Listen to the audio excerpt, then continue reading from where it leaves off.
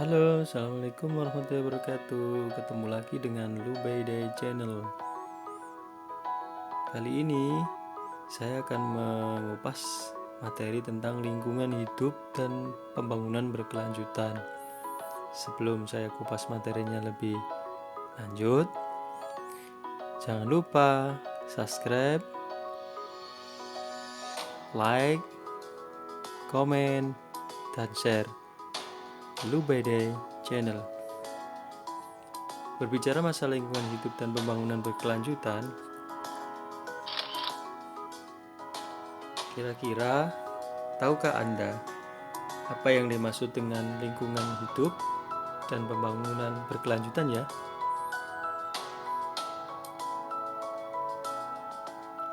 Saya kira manusia sangat bergantung pada lingkungan sekitarnya. Jika lingkungan mengalami kerusakan, pastilah kehidupan manusia akan mengalami gangguan. Maka dari itu, kita harus selalu bersyukur kepada Tuhan Yang Maha Esa. Dengan cara bagaimana? Dengan cara selalu menjaga dan melestarikan lingkungan. Mari kita sama-sama melestarikan lingkungan.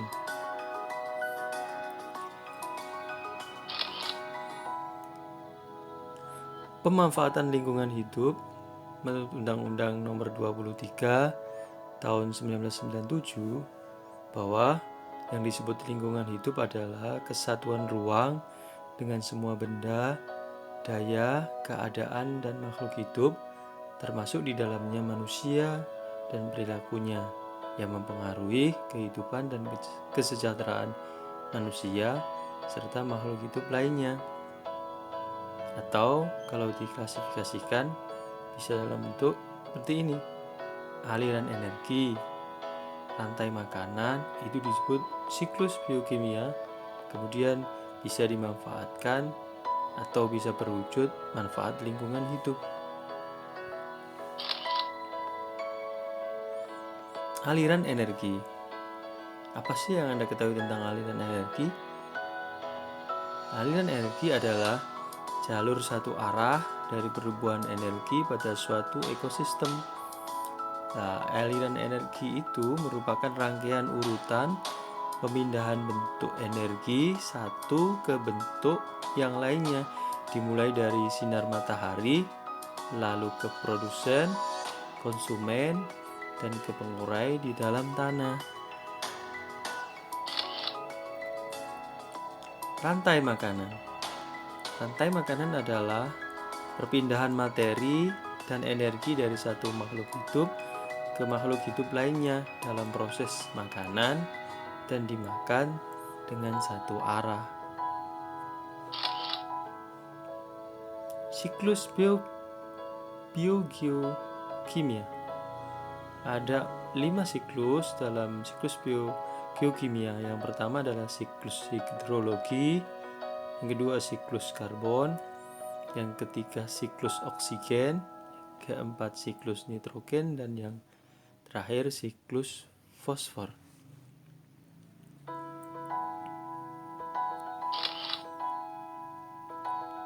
Siklus air. Dalam rantai siklus air, yang pertama adanya peresapan. Keluaran air dari tanah nanti muncul ke permukaan dalam wujud mata air, cadangan air bersih, dan mengalir ke laut. Itu disebut juga keluaran air. Resapannya nanti ada di cadangan air. Kemudian kalau yang dari laut itu nanti naik, terjadi penguapan, kondensasi, cadangan air di atmosfer, kemudian dalam bentuk cadangan es dan salju, dan pengendapan. Kemudian dari pengendapan es dan salju nanti limpasannya salju cair ke laut, ke aliran sungai. Kemudian yang dari aliran sungai, limpasan air permukaan, cadangan air dari atmosfer nanti turun ke laut juga.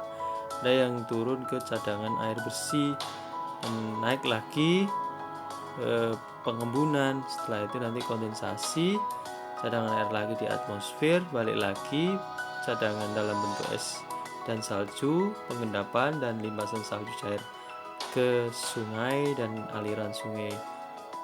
Seterusnya siklusnya seperti itu untuk siklus air. Berkaitan dengan siklus karbon, ada banyak faktor yang menyebabkan, diantaranya dari tanya juga wujudnya apa. Kebanyakan siklus karbon itu dari hasil-hasil penguapan yang ditimbulkan, baik itu dari tumbuhan, makhluk hidup, termasuk ciptaan makhluk hidup, yakni karbon yang ditimbulkan dari dilepaskannya oleh pabrik, pembakaran pabrik. Kalau yang dari makhluk hidup, CO2 yang dilepaskan oleh respirasi hewan, termasuk tumbuh-tumbuhan dan manusia. Berikutnya ada siklus oksigen. Oksigen dari H2O itu muncul ke fotosintesis, berwujud makanan di tumbuhan, ke atmosfer dalam bentuk O2, diurai oleh atmosfer, kemudian berwujud makanan dan respirasi, lagi H2O. Atau dari fotosintesis langsung ke respirasi dan menggunakan H2O. H2O ekskresinya O2 dalam H2O atau berwujud air. Kemudian O2 itu pembusukan O2 dalam H2O CO2.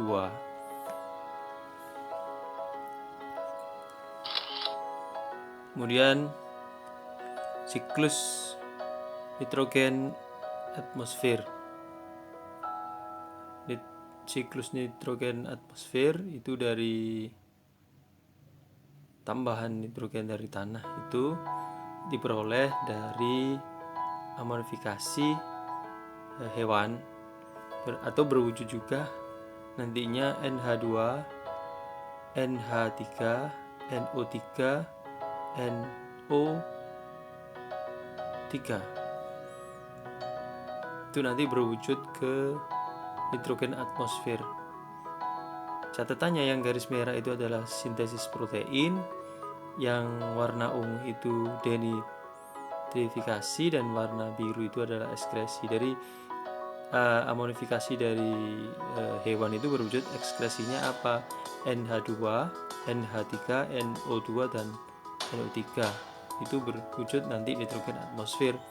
Nah, yang di garis bawahnya itu dari nitrogen atmosfer nanti ada bakteri pengikat nitrogen dikomposisikan dan nanti dari tumbuhan itu atau dari ekskresi hewan. Dan dari nitrogen atmosfer nanti ditangkap oleh sintesis protein oleh tumbuh-tumbuhan.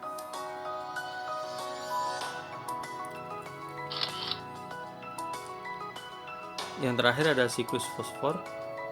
Siklus fosfor dari peningkatan geologi, pelapukan, kemudian muncul lipasan larinya ke sedimen, kemudian pencucian. Dari situ juga siklus fosfor menguap, ditangkap oleh hujan. Ya, hujan mengalir air, terjadi lipasan, lagi ke sedimen, pencucian tanah, kemudian tanah nanti ada pengurai, dan terjadi serapan tanah dari PO4 oleh tumbuhan dan tanah atau tanaman, dan dikonsumsi oleh hewan-hewan kecil, balik lagi dari konsumen ke pengurai. Atau dari air hujan nanti langsung diserap turun ke pengurai, balik lagi ke siklus fosfor. Manfaat lingkungan hidup. Ada beberapa manfaat dari lingkungan hidup. Di antaranya yang pertama oksigen untuk bernafas, air untuk kebutuhan hidup sehari-hari, bahan makanan untuk makhluk hidup lainnya, hutan dan pohon mengatur keadaan atmosfer dan hidrogen, sumber energi dapat digunakan sebagai energi alternatif, sumber daya lahan dapat digunakan untuk kegiatan perekonomian, dan yang terakhir hewan dan tumbuhan dapat digunakan sebagai sumber makanan. Kualitas lingkungan hidup. Apa sih yang Anda ketahui tentang kualitas lingkungan hidup? Bahwa kualitas lingkungan hidup adalah kondisi atau keberadaan lingkungan yang mempengaruhi kehidupan makhluk hidup. Kualitas lingkungan hidup diklasifikasikan dengan kualitas lingkungan dan kualitas hidup. Kalau kualitas lingkungan itu ada 3. Yang pertama lingkungan biofisik, lingkungan sosial ekonomi, dan lingkungan budaya. Kalau kualitas hidup itu ada kelangsungan hidup hayati, kebutuhan hidup manusiawi, dan yang terakhir kebebasan memilih.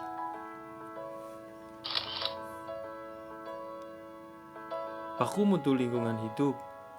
Dasar hukum baku mutu lingkungan hidup terdapat dalam Undang-Undang Nomor 4 Tahun 1982 Pasal 15, menyebutkan bahwa perlindungan lingkungan hidup dilakukan berdasarkan baku mutu lingkungan yang diatur dengan peraturan undang-undang.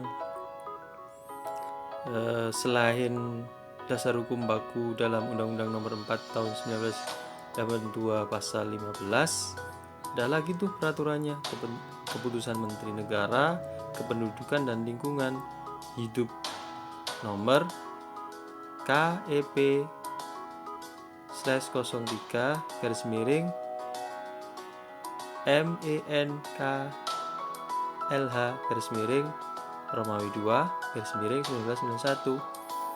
Dari Keputusan Menteri Negara Kependudukan dan Lingkungan Hidup, yang pertama baku mutu pada sumber air, baku mutu limbah cair, baku mutu udara ambien, baku mutu udara emisi, dan baku mutu air laut. Karakter corner. Anda dapat mencegah permasalahan global agar tidak semakin meningkat dengan cara menggunakan lampu hemat energi, pergi ke sekolah menggunakan kendaraan umum, tidak menghamburkan kertas, menanam pohon, dan masih banyak lagi hal-hal yang bermanfaat untuk mencegah pemanasan global.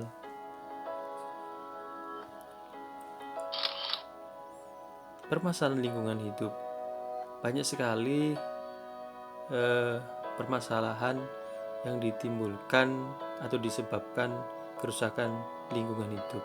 Di antaranya adalah karena faktor jumlah penduduk, industrialisasi, kemiskinan, keterbelakangan, keserakahan, penerapan teknologi tidak tepat guna, kelemahan penegak hukum, dan kesadaran masyarakat yang masih rendah berkaitan dengan lingkungan hidup. Yang pertama ada pencemaran lingkungan, yang kedua penumpukan sampah, yang ketiga kerusakan hutan, keempat pemanasan global, kelima hujan asam, dan yang terakhir adalah lahan kritis.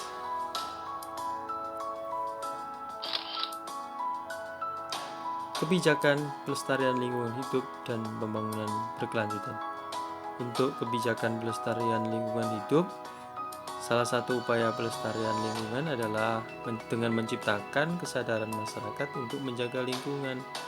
Upaya pelestarian lingkungan hidup ini merupakan tanggung jawab bersama pemerintah dan masyarakat. Hal ini tertuang dalam Undang-Undang Nomor 23 Tahun 1997 tentang pengelolaan lingkungan hidup. Itu yang pertama. Yang kedua, Peraturan Pemerintah Nomor 27 Tahun 1999 mengenai AMDAL. Yang ketiga, Peraturan Pemerintah Nomor 19 Tahun 1999 mengenai pengendalian pencemaran danau dan perusahaan laut. Dan yang terakhir, peraturan pemerintah nomor 41 tahun 1999 tentang pengendalian pencemaran udara. Kebijakan pelestarian lingkungan hidup dan pembangunan berkelanjutan. Pembangunan berkelanjutan yang tidak bijaksana menyebabkan kerusakan lingkungan.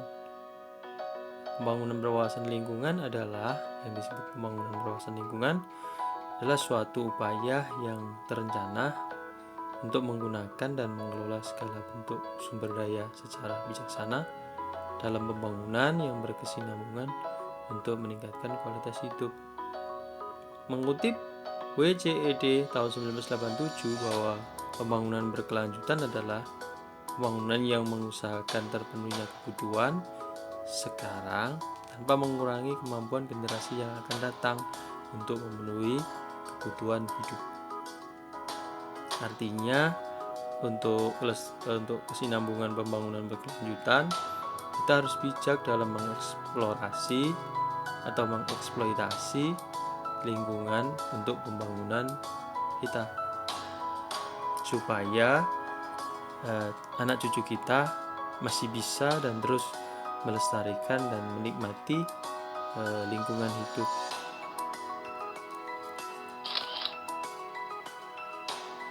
Ciri-ciri pembangunan berkelanjutan. Pembangunan berwawasan lingkungan adalah pembangunan yang pertama harus memperhatikan lingkungan fisik atau abiotik dan lingkungan sosial. Yang kedua, dilaksanakan berdasarkan nilai kemanusiaan dan memperhatikan moral dan nilai adat sosial budaya. Ketiga, mencerminkan usaha meningkatkan produksi dalam ekonomi yang positif. Yang keempat, meningkatkan pendapatan per kapita dan kesejahteraan penduduk. Yang kelima, melakukan inovasi mengikuti perkembangan zaman terhadap struktur ekonomi. Keenam, bertujuan menuju pemerataan dan keseimbangan pendapatan. 7, membina lembaga ekonomi masyarakat.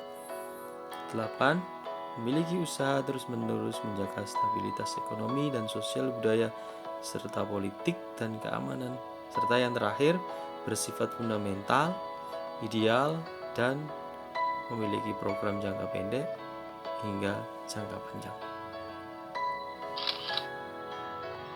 Lingkungan berwawasan lingkungan. Apa sih yang dimaksud dengan lingkungan berwawasan lingkungan? Yang pasti, lingkungan untuk lingkungan dan untuk kita. AMDAL merupakan salah satu upaya yang dapat dilakukan dalam membangun berwawasan lingkungan. Koreksi. Pembangunan berwawasan lingkungan.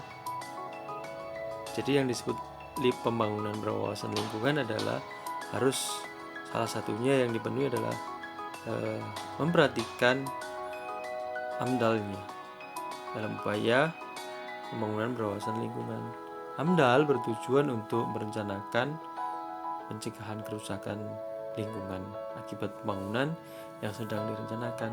Adapun proyek yang tidak dilengkapi dengan AMDAL akan diaudit lingkungan.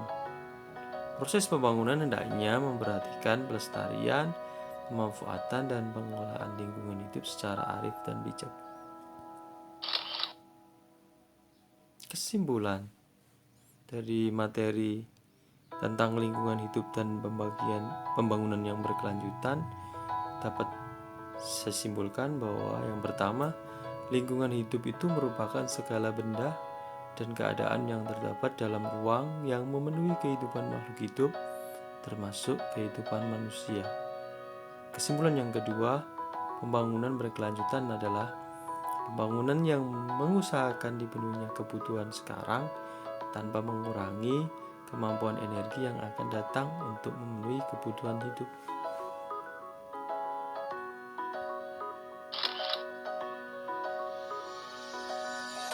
Terima kasih.